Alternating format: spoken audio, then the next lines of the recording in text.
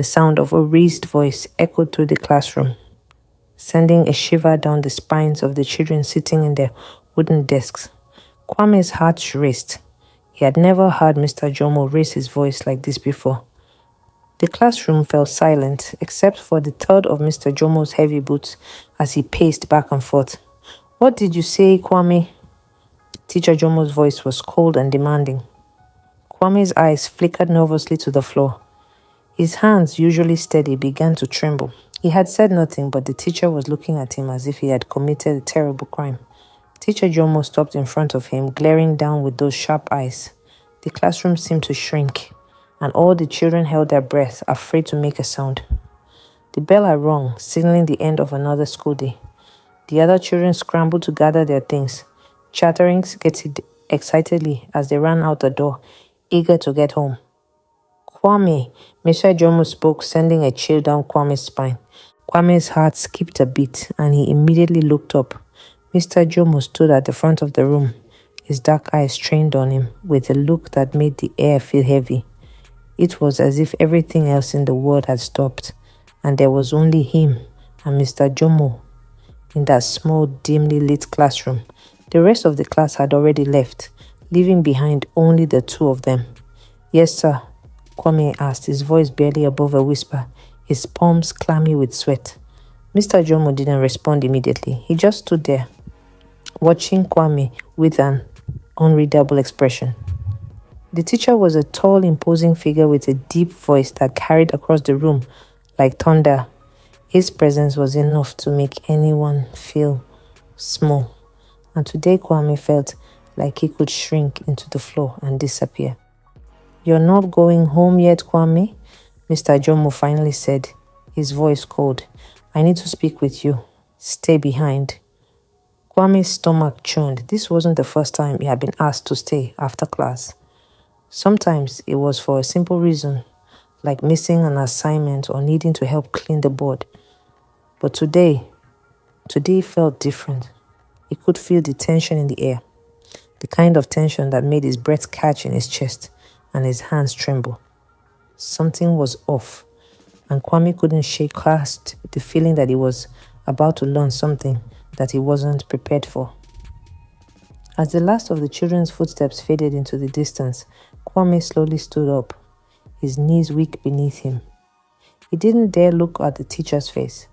Instead, he kept his eyes on the floor, shuffling toward Mr. Jomo's desk. "Sit down, Kwame," Mr. Jomo said, his tone firm. Kwame hesitated for just a moment before he sat, his hands gripping the edge of the desk as though it might somehow offer him a sense of stability. The classroom felt suffocating now, the walls closing in around him. Mr. Jomo slowly circled the room, his footsteps echoing in the quiet. Kwame could hear his breath, shallow and uneven, as he fought to keep his composure. His mind raced, searching for a reason, any reason, for why he was being kept here. Had he done something wrong? Was there something he had missed? "You know, Kwame," Mr. Jomo began, his voice low and almost gentle. "You've been acting different lately. I've been watching you." Kwame's heart pounded in his chest, his palms beginning to sweat even more. What did Mr. Jomo mean by that? He'd been doing his best to stay out of trouble, to focus on his studies. But lately, something about school had felt different. He had noticed it too. The way Mr. Jomo seemed to watch him more than the others. The way his presence made Kwame feel uncomfortable. But he had never imagined it would come to this. "I'm sorry, sir," Kwame stammered. I haven't been feeling well." Mr. Jomo stopped in front of him, looking down at him with those piercing eyes. There was something cold and calculating in the way he stared, and Kwame felt himself shrink under the weight of it. "You don't need to apologize, Kwame," Mr. Jomo said softly, but there was an edge to his voice now, something that sent a shiver through Kwame's body. "But I need you to understand something. You can't afford to be weak. Do you understand?" Kwame nodded, though his throat felt tight. The words nearly impossible to say. He wanted to speak, to explain that he wasn't weak, that he was trying his best, but the words wouldn't come. Mr. Jomo's gaze seemed to hold him in place, like a trap that he couldn't escape. I'm not sure you understand what it means to be a good student, Mr. Jomo continued, his voice lowering even more. But I'll teach you. I'll make sure you learn, Kwame. I'll make sure you learn the lesson that you clearly need. Kwame's mind raced, panic surging through him. What did that mean? What lesson was he talking about? His throat was dry, and for a moment, he wondered if he should just run, escape, before it was too late. But he knew better. Mr. Jomo's eyes had already told him that he wasn't going anywhere. Do you understand me, Kwame? Mr. Jomo asked again, his voice low but heavy like a warning. Yes, sir, Kwame whispered, his voice barely audible. He felt his stomach turn, a knot of fear tightening in his chest. Good, Mr. Jomo said, his voice suddenly softer, almost approving. Now, I think it's time you learned what happens when you don't follow the rules. Don't you agree? Kwame's heart raced, his mind spinning with fear. He wanted to speak, to cry out for help, but the words were trapped inside him. He wanted to run to his mother, to tell her everything, but he knew that would only make things worse. Mr. Jomo had made it clear. No one was supposed to know what happened behind closed doors, and the thought of the consequences if he told anyone made his blood run cold. Mr. Jomo's face softened just slightly, a thin smile creeping onto his lips. It wasn't a friendly smile. It wasn't a smile that made Kwame feel safe. It was a smile that made him feel like prey, like something was about to happen that he couldn't stop. Stay here until I say otherwise, Mr. Jomo said, his tone final. Kwame didn't know how long he sat there, trapped in that classroom, staring at the floor, his mind racing with fear and confusion. The world outside felt so far away, so unreachable. Eventually, Mr. Jomo dismissed him, his voice no longer as menacing, but still cold. You can go now, Kwame, but remember what I said. I'll be watching you. Kwame stood up slowly, his legs shaking, and he walked out of the classroom. He didn't look back. He didn't know what to think or what to feel. His mind was a blur of confusion and terror. But as he stepped out into the sunlight, he couldn't shake the feeling that something was terribly wrong, something that he couldn't yet understand. He knew one thing for sure. The world he once felt safe in had just shifted, and now it was a place full of shadows. As Kwame walked home, his footsteps slow and heavy, the sun setting behind him, he couldn't shake the feeling that things would never be the same again. The next few days at school felt different. For the first time in a long while, Kwame dreaded waking up in the morning. His heart was heavy and his mind was full of worry. When he walked to school, he kept his head down, avoiding the eyes of his friends, who, like him, were busy going about their day. But unlike them, Kwame couldn't shake the feeling that something wasn't right. Mr. Jomo's behavior had shifted since that day it kept him after class. It wasn't the same as before, when his words had been firm and commanding. Now there was something darker in the teacher's eyes, something that made Kwame's stomach twist. Every time Mr. Jomo spoke to him, it felt like a weight pressing down on his chest. And that smile, the smile that had once been a simple show of approval, now felt more like a threat.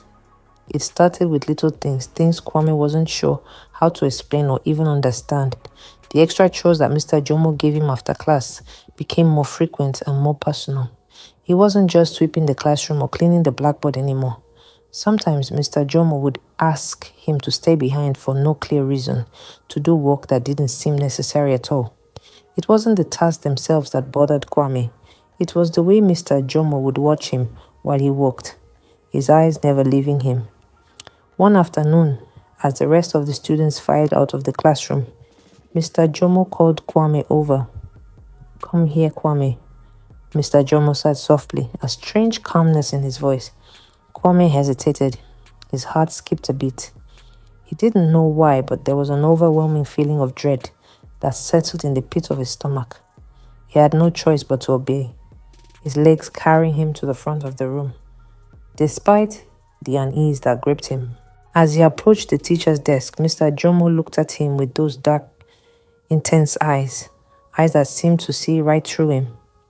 You've been working hard, Kwame, but I think you need to learn how to focus, how to understand what I need from you. Kwame's voice caught in his throat. He didn't know what to say. There were no words that seemed right. All he could do was stand there, trying to steady his breathing. Mr. Jomo stood up slowly, his movements deliberate, controlled. The teacher's tall frame seemed to tower over him, making him feel even smaller, even more insignificant. But it was what came next that made Kwame's heart race in a way it had never before. You know, Mr. Jomo said, his voice low and almost whispering, sometimes being a good student means you need to understand more than just books. It's about trust, about showing me that you can follow what I'm asking of you. Don't you want to show me that you're capable, Kwame? Kwame stood frozen, his mind spinning. The words hung in the air. Thick and heavy, Mr. Jomo was standing too close now, much closer than before. Kwame could smell the faint scent of the teacher's cologne, the warm, musty scent of the room, and something else, something that made him feel uncomfortable, made his skin crawl. The teacher's hand brushed his shoulder. It wasn't a casual touch. It lingered there, just long enough to send a shock through Kwame's body. You're a smart boy, Mr. Jomo said again, his voice almost a growl now. But sometimes, smart boys need to be reminded of their place. Kwame recoiled slightly, his heart hammering against his chest. His mind screamed for him to move, to run, but his legs wouldn't obey. He felt like he was trapped, caught in a moment that he couldn't escape. The teacher's hand slid down his arm, slow and deliberate, and it made Kwame's entire body tense up. He couldn't breathe, couldn't think, couldn't do anything but stand there, frozen under the teacher's touch. Before Kwame could process what was happening, Mr. Jomo stepped back, as if nothing had happened at all. The teacher's eyes were cold again, but there was something else in them now, a strange satisfaction. You can go now, Mr. Jomo said with a slight nod, almost as if it was all part of a lesson. Kwame stumbled backward, his mind a whirlwind of confusion and terror. He didn't know what to do, what to think. The teacher had touched him. He had crossed a line that Kwame hadn't even known was there. For the rest of the day, Kwame couldn't focus on anything. His thoughts raced, his mind playing the events of that afternoon over and over again. Oh, he didn't understand what had just happened, but he knew it was wrong. He felt it deep in his gut, like a warning that he couldn't ignore. That night, as he sat at the dinner table, his mother looked at him with concern. She had noticed the change in him, how withdrawn he had become, how quiet. She didn't know what was wrong, but she knew something wasn't right. Kwame, Mama Amina said softly, what's going on? You've been so distant lately. Is something wrong at school? Kwame swallowed hard, his throat dry. The words were on the tip of his tongue, but he couldn't say them. He couldn't bring himself to tell her the truth. Not yet. The fear was too much. He didn't want to see the disappointment in her eyes, didn't want to believe that someone he was supposed to trust, someone who was supposed to protect him, had done something that made him feel so small, so ashamed. I'm fine, Mama, he finally said, forcing a weak smile. It's just, school's been a bit stressful. Mama Amina studied him for a moment, her gaze intense, as if she could see right through the lie. But she didn't press him further. She just nodded, the lines of worry etched on her face. Kwame knew, deep down, that he couldn't keep pretending. The fear gnawed at him, growing stronger each day. He couldn't ignore what had happened, what Mr. Jomo had done to him. But he didn't know who to turn to. He didn't know how to make it stop. The next day at school, he walked into the classroom with a heavy heart. Mr. Jomo was already there, standing at the front of the room, his eyes scanning the students as they filed in. Kwame couldn't meet his gaze, and he could feel the weight of the teacher's stare on him as he took his seat.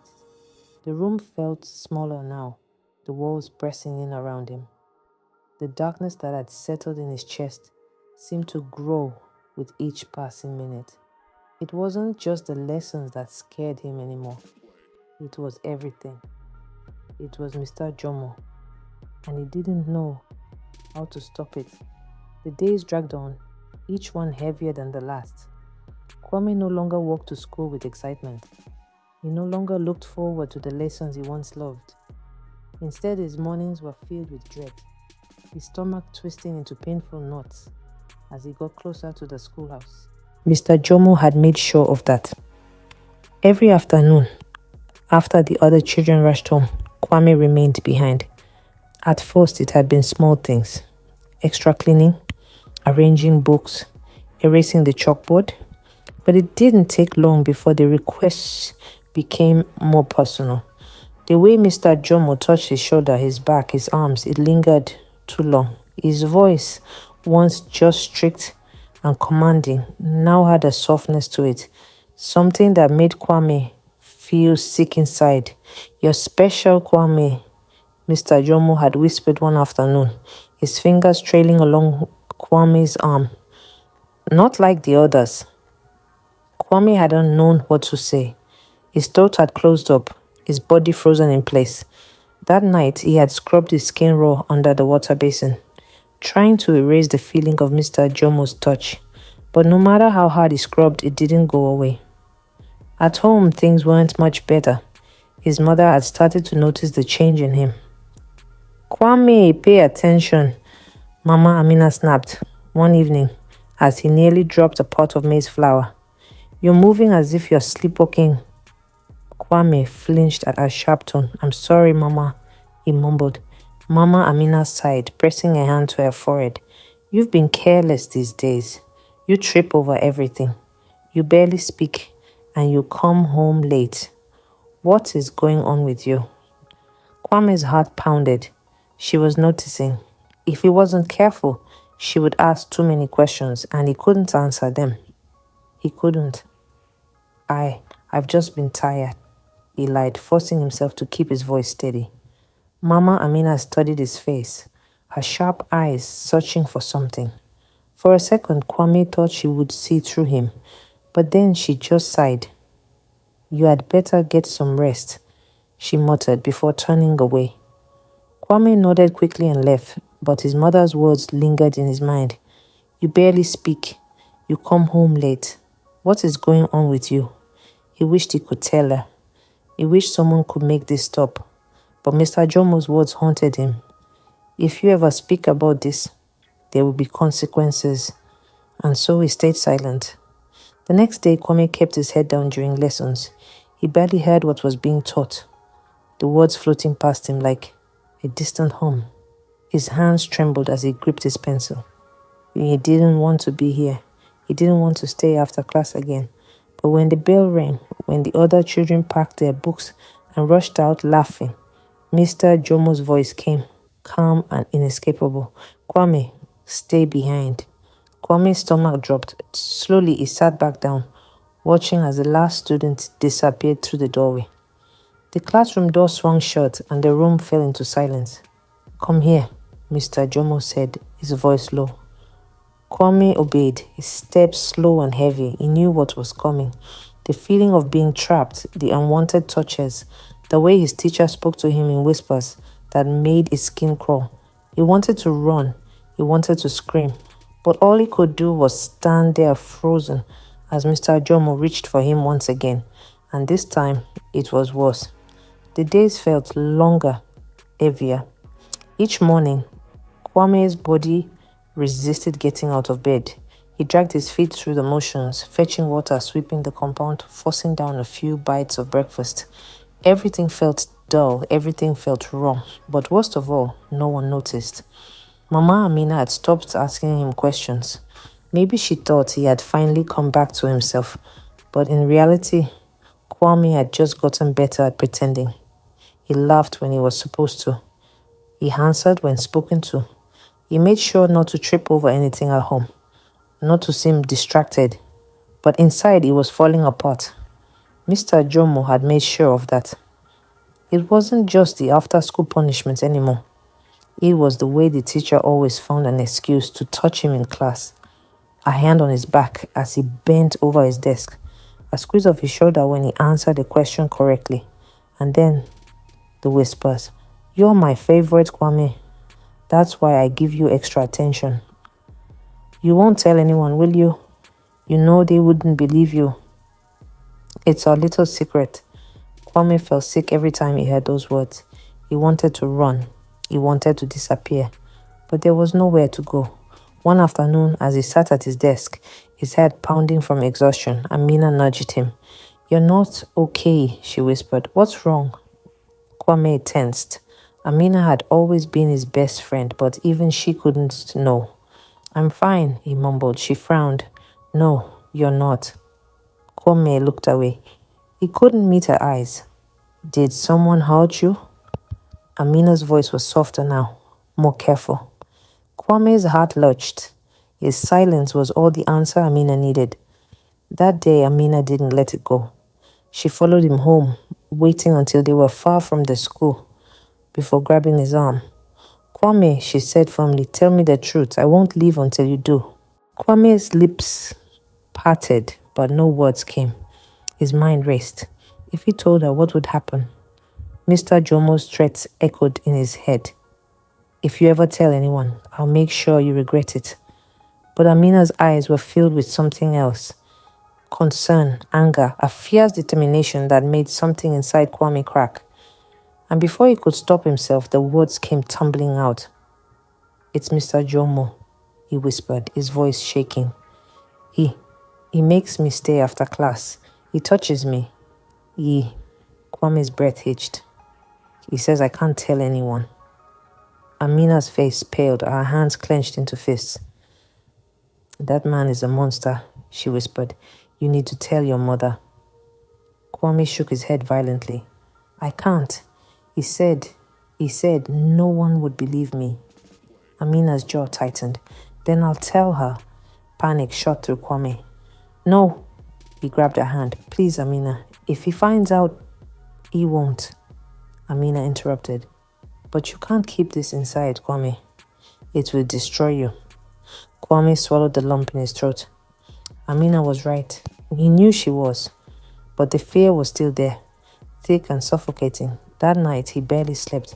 He lay awake, staring at the ceiling, his mind running in circles. Maybe it was time to break the silence. Maybe it was time to speak. Kwame barely made it through the next day. Every second in the classroom felt like a slow-moving nightmare.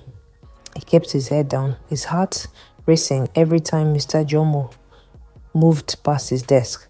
The man's presence was suffocating, his voice a dagger slicing through Kwame's already fragile composure.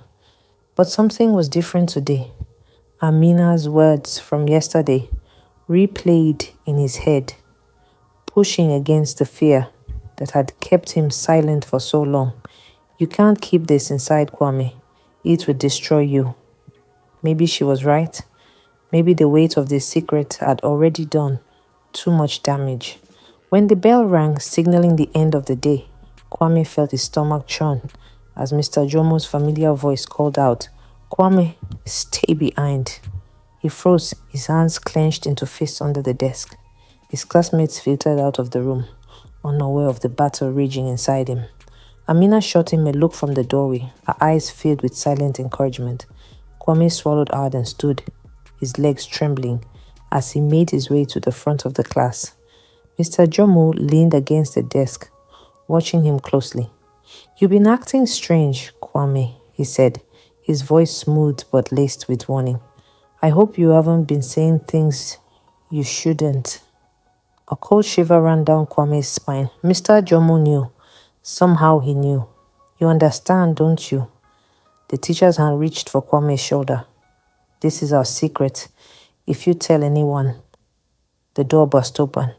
Kwame flinched, stepping back as Mama Amina stormed into the room. Her face was unreadable, but her eyes burned with a fury Kwame had never seen before. Behind her stood the headmaster, his expression dark and serious.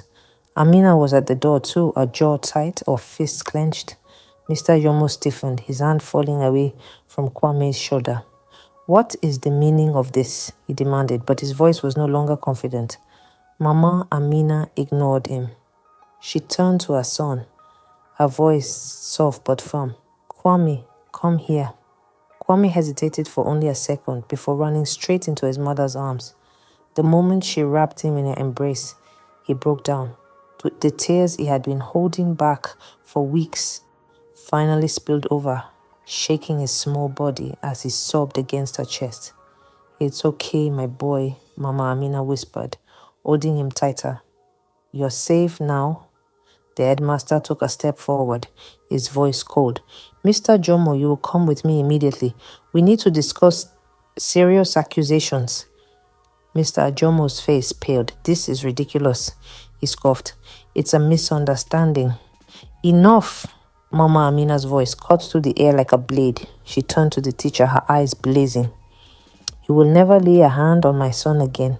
And if I ever hear of you hurting another child, may the ancestors judge you before I do." Mr. Jomo opened his mouth to argue, but the headmaster grabbed his arm. "Let's go." Kwame barely registered what happened next. He only felt his mother's arms around him, grounding him, reminding him that he was no longer alone. It was over. That night, for the first time in weeks, Kwame slept peacefully. He wasn't healed, not yet, but he was free. The burden of silence had been lifted, and he no longer had to carry it alone. As he sat with Amina under the moonlight the next evening, she nudged him gently. "I told you, didn't I?" Kwame gave her a small smile. "Yeah, you did." She grinned. "You're going to be okay." And for the first time in a long time, Kwame believed it. If you find this story interesting and want more stories from us, kindly click on the subscribe button and turn on the notification bell. Thank you.